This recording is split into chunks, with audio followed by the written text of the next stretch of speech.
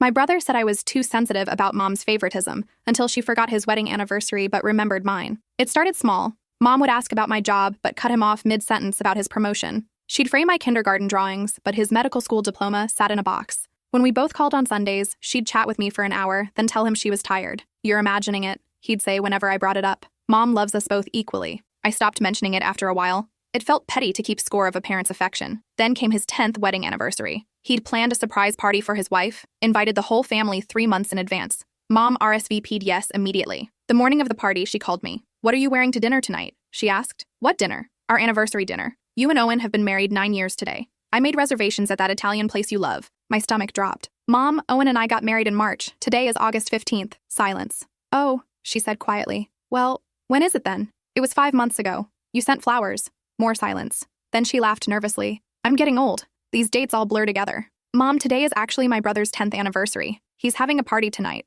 You're supposed to be there in 4 hours." I heard her sharp intake of breath. "His 10th? Already? You RSVP'd. He's been reminding you for weeks." I must have written it down wrong. Her voice had that defensive edge I knew too well. "Well, I can't make it now. I already made these reservations. Cancel them. This is important to him. The restaurant has a cancellation fee. Besides, you and Owen never celebrate properly. I thought I'd do something nice for you. We literally had dinner with you in March for our actual anniversary." She went quiet again. When she spoke, her tone was cold. "I'm trying to do something thoughtful, and you're throwing it back in my face. Fine, I'll cancel everything." She hung up. I immediately called my brother to warn him. He didn't answer. I texted, "Call me," about Mom. At 6 p.m., he called back. I could hear party noise in the background. "Mom's not coming," he said flatly. "She texted an hour ago. Said something came up. She didn't say what it was, just that it was unavoidable." "Why? What happened?" I explained everything. The phone went silent except for the party chatter fading as he walked away. "She thought today was your anniversary," he repeated slowly. "Yes. She made you dinner reservations." "Yes. For your anniversary that happened 5 months ago." "I'm sorry, I tried to—" "I've been talking about this party for months." His voice cracked slightly. I showed her the venue photos. I asked her advice on the menu. She helped me pick out the gift for my wife. I know. And she forgot. Completely. But she remembered yours.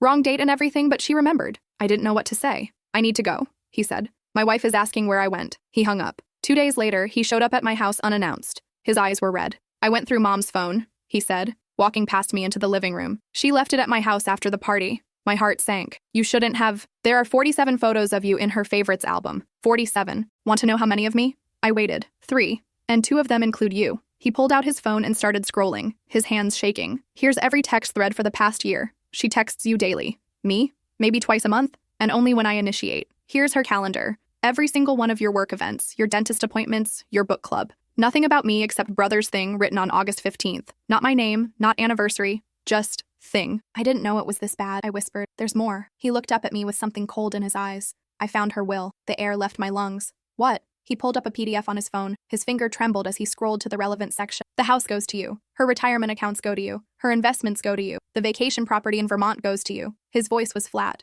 mechanical. "I get her car. A 2011 Honda Civic with 140,000 miles on it." I stared at the screen, unable to process what I was seeing. "That can't be right. She wouldn't—" "There's a note attached." He scrolled down. "To my beloved daughter, who has always been my greatest joy and comfort. May these gifts allow you to live the life you deserve." The silence stretched between us like a chasm. "Nothing about me," he said quietly. Not even an explanation. Just a $40,000 car for the son who became a doctor because she said it would make her proud. I reached for him, but he stepped back. "Did you know?" "Of course not. I would never—" "Did you ever wonder why she loved you more?" His eyes were wet. "What I did wrong? Because I've been trying to figure it out my entire life, and I can't." "You didn't do anything wrong." "Then why?" His voice broke. "Why wasn't I enough?" I had no answer. We both knew there wasn't one that would make sense. He wiped his eyes roughly. "I need to know if you're okay with this, with taking everything while I get nothing." "I'm not okay with it. I'll talk to her. We'll fix this." "Don't." The word came out sharp. "Don't talk to her about the will. I need to do this myself." "What are you going to do?" "I don't know yet."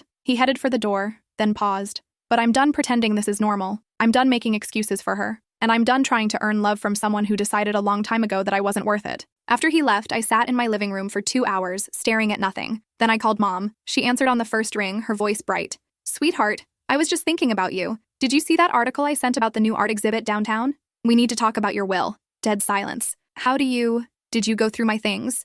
"My brother found it, on your phone. The phone you left at his house after missing his anniversary party. That document is private. He had no right—" "You're leaving him nothing, Mom. A car worth maybe $5,000 while I get hundreds of thousands. My estate is my business." I can distribute my assets however I see fit. Her coldness stunned me. He's your son, and you're my daughter. The daughter who calls me every day, who visits twice a week, who actually wants to spend time with me. And because you make it impossible for him. You forget his important dates. You dismiss his achievements. You respond to his texts with one word if you respond at all. I respond when he reaches out. Barely. And you never reach out first. He's busy with his medical practice and his family. I don't want to bother him. That's not true and you know it. You make time for me. Hours of time. But you're always too tired or too busy for him. Mom's voice turned icy. I won't be guilt-tripped about how I choose to spend my time or my money. Your brother has a successful career and a lovely family. He doesn't need my help. This isn't about need. It's about showing that you love him. I do love him. Then act like it. Change the will. Split things equally. No. The finality in her voice sent chills through me. Mom,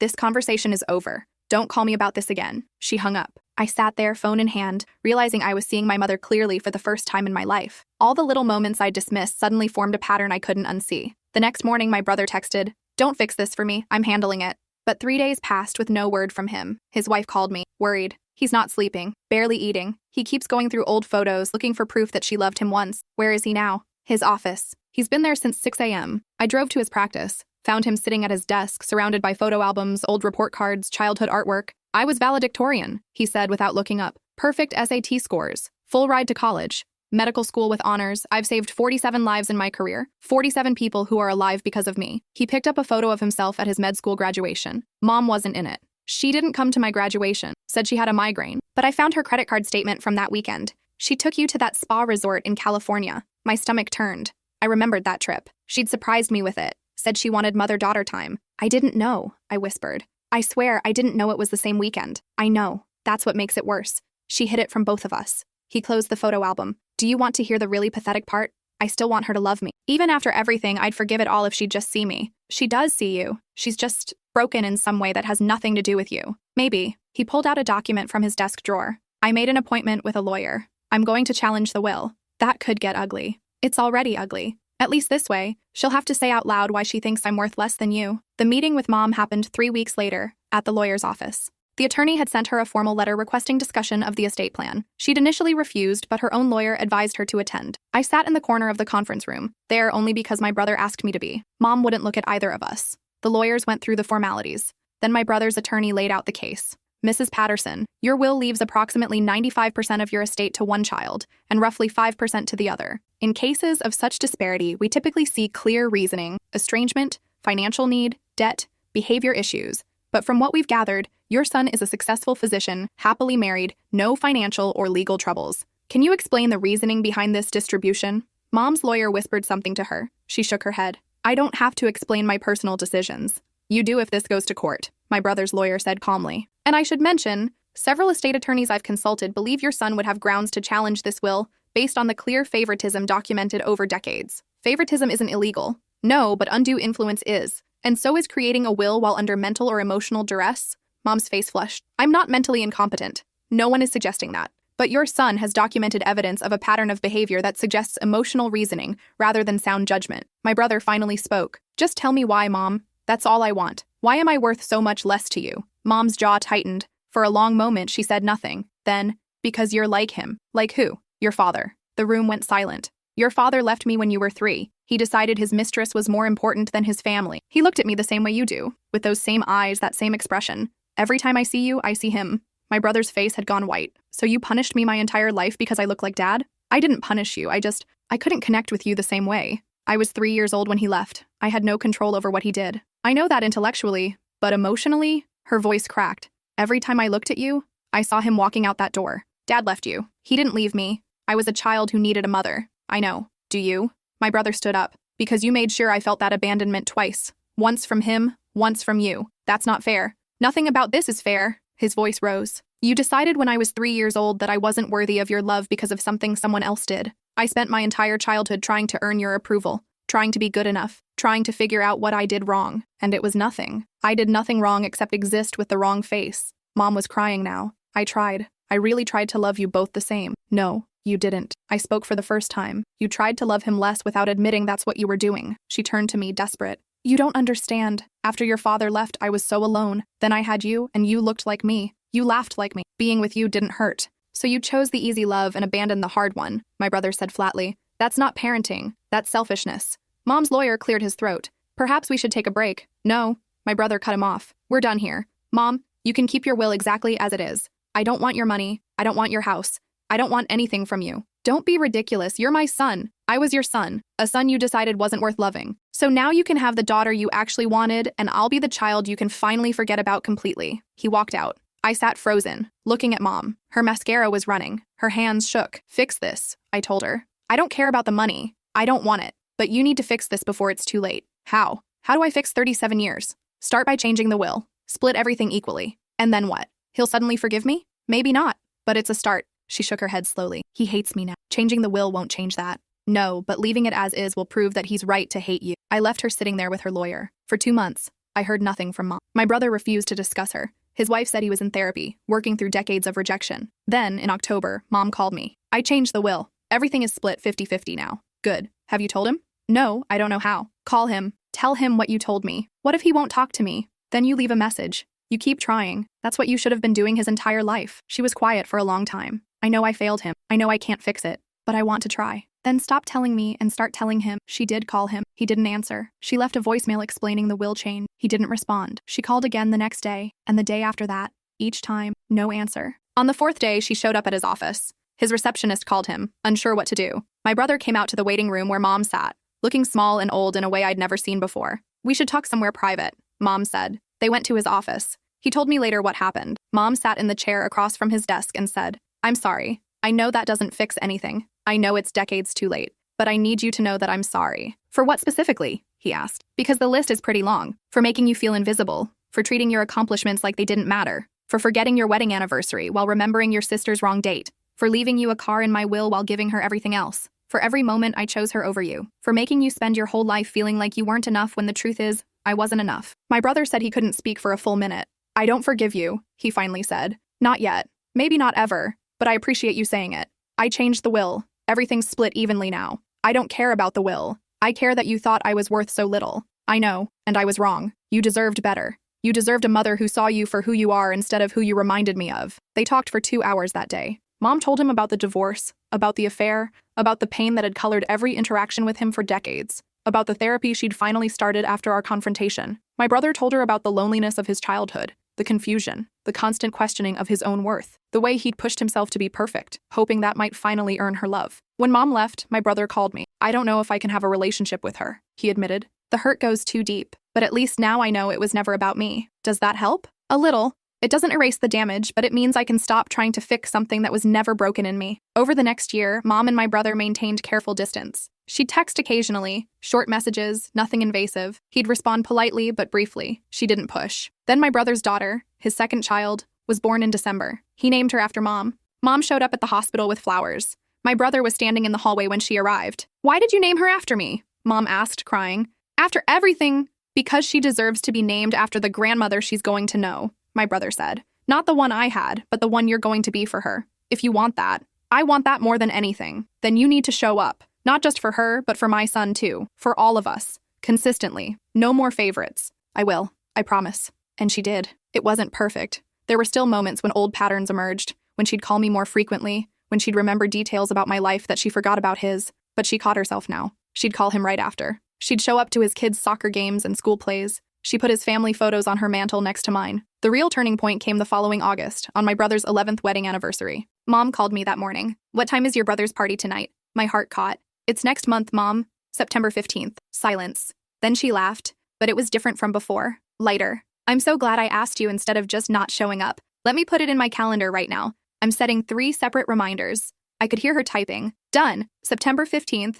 your brother's 11th anniversary. I'll be there. And she was. She was also there for his daughter's first birthday and his son's kindergarten graduation, and when he won Physician of the Year for his hospital. She took photos and posted them on Facebook with the same pride she'd always shown for my accomplishments. It wasn't enough to erase the past. The damage was done. My brother still struggled with feelings of inadequacy, still flinched when she called unexpectedly, still waited for her to forget him again. But it was something. It was a start. 2 years after that initial confrontation, we all gathered at Mom's house for Thanksgiving. My brother's kids ran through the house laughing. His wife and my husband set the table together. Mom and I cooked side by side in the kitchen while my brother mashed potatoes. You know, Mom said quietly, watching my brother play with his daughter. I wasted so much time. Yeah, you did. I can't get it back. No, you can't. She wiped her eyes. But I'm grateful for the time I have now. My brother looked up, caught her watching him. For a moment, they just looked at each other. Then he smiled, small, cautious, but real. "Turkey's almost ready," Mom called out. "Good, I'm starving," my brother replied. Later, after dinner,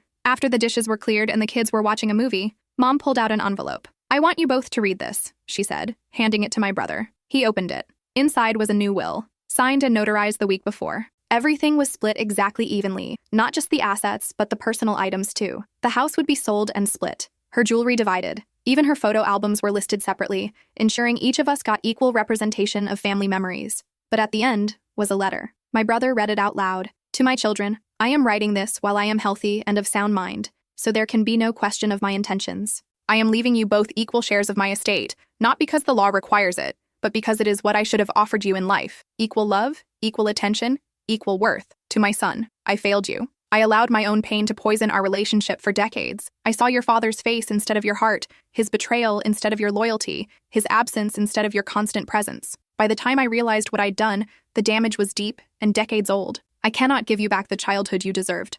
I cannot undo the birthdays where I spent more on your sister, the achievements I downplayed, the moments I made you feel invisible. I cannot restore the time I wasted or the confidence I damaged. But I can tell you this. You are extraordinary. You are kind, accomplished, devoted to your family in ways I never modeled for you. You became a wonderful person not because of my parenting, but despite it. Every patient you save, every student you teach, every moment you spend being present for your children, these are testaments to your character, not mine. You deserved better from me. I hope the grandmother your children know gives them even a fraction of what I failed to give you. To my daughter, I owe you an apology too. I put you in an impossible position, making you the favorite without your consent or desire. I made you responsible for my happiness in ways that weren't fair. I watched you struggle with guilt over my favoritism and did nothing to alleviate it because I was too selfish to change. You tried to make me see what I was doing. You tried to protect your brother. You tried to fix what I broke. Thank you for never accepting my favoritism as deserved. Thank you for refusing the inheritance until I made it right. Thank you for being the kind of person who values fairness over favoritism. To both of you, the only thing I can give you now is equality and acknowledgement. Equal inheritance, equal recognition, equal love, even though I'm decades late. This will cannot undo the past, but it is my promise that the future, however long I have, will be different. I love you both. I'm sorry it took me so long to show it equally. Mom. My brother's hands were shaking when he finished reading. He folded the letter carefully and put it back in the envelope. "Thank you," he said quietly. Mom reached for his hand. He let her take it. "I know it's not enough," she said. "No, but it matters." They sat like that for a long moment, hands linked, decades of hurt hanging in the air between them, but also something new, something like forgiveness, or at least the possibility of it. That night, as we were leaving, my brother pulled me aside. "I'm glad you made me confront her. I didn't make you. You did that yourself. You pushed me. I would have just disappeared, cut her off completely. Part of me wanted to. Would that have been better?" He considered this. "Maybe easier, but not better. At least now my kids get to have a grandmother,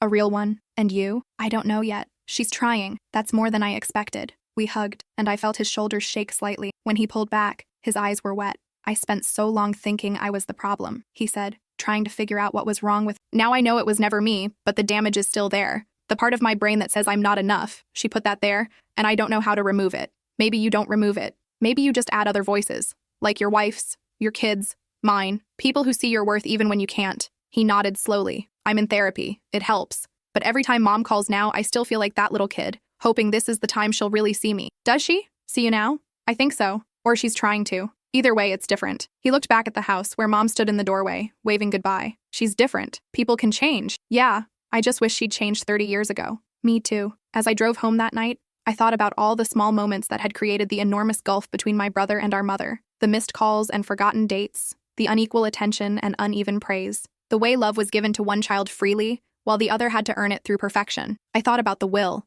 the original one that valued my life so much more than his, and the new one that finally acknowledged his equal worth. But mostly I thought about how my brother had to fight for something that should have been given freely from the start, a mother's love. 3 years have passed since then. Mom's relationship with my brother is still complicated, still healing. There are good days and hard ones. Days when he calls her just to chat, and days when her texts go unanswered because the old wounds are too fresh. But she shows up now. She shows up to every event, every milestone, every ordinary Tuesday when he invites her to lunch. She knows his children's teachers' names. She remembers his schedule. She asks about his patients without needing him to remind her what he does for a living. Last month was his 14th wedding anniversary. Mom called him a week before to ask what time the party started. "You remembered," he said, and I could hear the surprise in his voice when he told me about it later. "I set a reminder 6 months ago," Mom told him, "and I'm bringing your favorite cake." When I talked to him after the party, he said Mom had stayed late, helping clean up, playing with the kids, laughing at his stories. It felt normal, he said, sounding almost confused, like she actually wanted to be there. She did want to be there.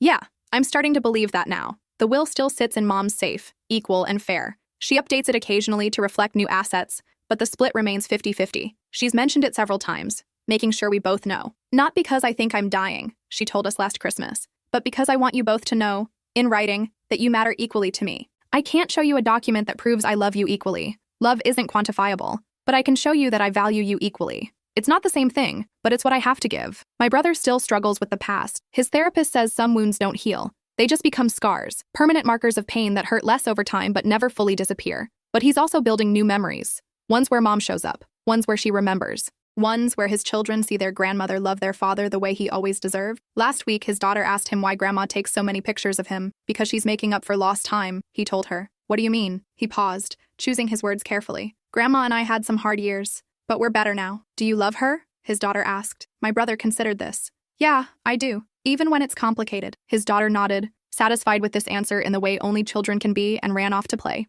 Later, he called me to tell me about the conversation. Do you think she'll ever fully understand what happened? I asked. I hope not. I hope she grows up in a world where Grandma's love feels equal and unconditional, where she never has to count how many texts she gets or compare herself to her cousins to measure her worth. Mom's giving her that, giving all the grandkids that. I know. That's what makes it so complicated. I'm grateful my kids have the grandmother I didn't, but it also reminds me of what I missed. Does that make it harder or easier? Both. It hurts to see her be the mother she could have been, but it also gives me hope that people can change, even if it's late. Even if it's not enough to fix everything, it's something. We talked for another hour that night, about childhood and memory, about forgiveness and boundaries, about the difference between healing and moving on. I don't think I'll ever fully forgive her, he admitted. There's too much damage, but I can appreciate who she's trying to be now while acknowledging who she was then. That seems fair? Fair. He laughed bitterly. Nothing about any of this was fair, but I'm learning to be okay with that. That's where we are now. Not healed, but healing. Not whole, but no longer broken. A family that fell apart and is carefully, slowly,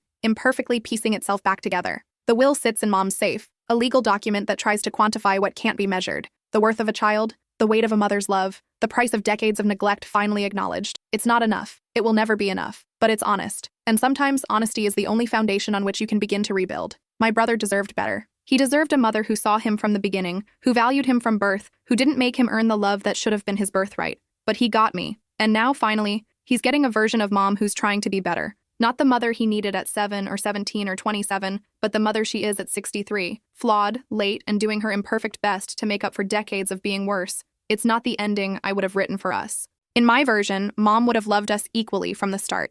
My brother wouldn't have spent his childhood feeling invisible. The will would never have needed changing because there would have been nothing to change. But this is the ending we got. The messy, complicated, still unfolding ending where love is offered late and accepted cautiously, where change is real but insufficient, where wounds heal slowly if they heal at all. My brother carries his scars. Mom carries her guilt. I carry the weight of having been loved while watching him be forgotten. But we show up for each other now. We try. We acknowledge the past while building something new. And maybe that's not enough, but it's what we have. And we're learning, slowly, that sometimes what you have is enough to start building something better. The will in Mom's safe ensures that in death, my brother and I will be treated equally. But the real work is in life, in the phone calls and visits, in the remembered anniversaries and attended events, in the 1,000 small moments where Mom proves that she sees him now. She can't give him back his childhood. She can't undo the damage or erase the scars. But she can show up today, and tomorrow, and the day after that. And she does. It's not enough, but it's something. And sometimes when healing from deep wounds, something is where you have to start.